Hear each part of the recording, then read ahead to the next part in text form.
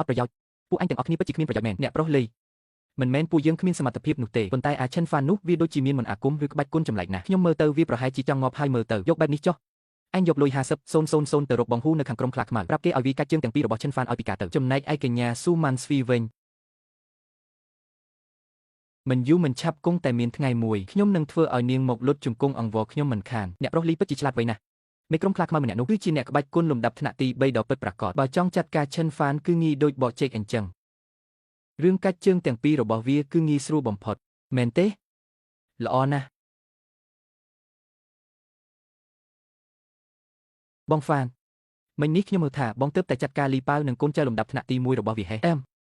ចាត់ការបានល្អណាស់អាលីប៉ាវនឹងកន្លងមកវារខ្លាំងណាស់ចរិតប្រហែលទៀតគួរតែត្រូវណែនាំខ្លួនវាបែបនឹងហើយកាលពីមុនខ្ញុំធ្លាប់ត្រូវវារហូតដល់បាក់ឆ្អឹងជំនីទៀតផងឥឡូវនេះចាត់ទុកថាបងបានសង្សឹកជំនួសខ្ញុំហើយថ្ងៃក្រោយបើមានការអីឲ្យខ្ញុំជួយបងប្រាប់មកចុះកុំក្រែងចិត្តអីនឹកឃើញឡើងគឺពិតជាមានរឿងមួយចង់ឲ្យជួយមែនហាអញដឹងទេនៅម្ដុំក្រុមហ៊ុនយើងនេះមានការងារក្រៅម៉ោងអីដែលបានលុយលឿនអត់ខ្ញុំនៅជំពាក់លុយអគ្គនាយិកាស៊ូនៅឡើយទេចង់រកលុយសងនាងវិញឲ្យបានឆាប់ការងារក្រៅម៉ោងបានលុយលឿនហេបាទចែកខិតបានឬក៏ទទួលជួលបើកឡាននៅពេលយប់លោកទាំងពីរចង់មើលបាតដៃឬមើលជោគចតារាសីទេបាទបើមើលមិនឈុតមិនយកលុយទេសន្តិសុខឯកសណ្ឋានពណ៌បៃតងមើលជោគចតារាសីមើលដួងចតារាសីអូខ្ញុំក៏ចេះមើលដែរតា press ចៅកាំងទៅយកក្រដាសនិងប៊ិចមកឲ្យខ្ញុំបន្តិចមកបងហ្វានបងចង់ធ្វើអីហ្នឹងរៀបចំកន្លែង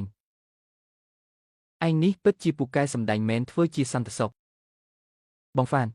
សៀវភៅទីគូប្រេងបែបនេះអាចទៅរួចទេបែបនេះអាចរកលុយបានមែនអត់បងម្នាក់នេះក៏មិនដល់ថ្នាក់ត្រូវតែងខ្លួនបែបនេះដែរអង្គុយចាំមើលការផ្លាស់ប្ដូរទៅចាំពេលខ្ញុំរកលុយបានយប់នេះពួកយើងនឹងដើរញ៉ាំអីឆ្ងាញ់លោកគ្រូពិតជាអាចទីគូប្រេងបានមែនទេពិតមែនតើបើទីមិនត្រូវខ្ញុំសងលុយវិញ10ដងចុះបើចង់ទីគូប្រេងអស់លុយប៉ុន្មានដែរតាមតែទឹកចិត្តចុះលោកគ្រូខ្ញុំនៅលីវមក26ឆ្នាំហើយជួយទីឲ្យខ្ញុំបន្តិចមើលតើពេលណាទើបខ្ញុំជួបគូពិត1នាទីក្រោយមកនៅទីអាគ្នេយ៍នឹងមាននារីម្នាក់ស្លៀកពាក់ពណ៌ស្វាយមកសុំជំនួយពីអ្នកនាងហើយគឺជាគូពិតរបស់អ្នក1នាទីក្រោយមកឈប់ដល់ថ្នាក់នេះផងអើអញចង់មកដណ្ដើមឆ្នាំងបាយខ្ញុំមែនទេកុំអាឡអីទោះបីជាខ្ញុំទីដួងចតាអស់កន្លះជីវិតហើយក៏ដោយក៏មិនហ៊ាននិយាយច្បាស់បែបនេះដែរអញ្ចឹងមានន័យថាវិជាបងនៅខ្ចីពេកហើយចាប់ផ្ដើមមើលម៉ោងចាំមើលថាលោកគ្រូពូកែពិតមែនឬអត់បងកាំងយកទូរស័ព្ទមកចុចមើលម៉ោងទៅ55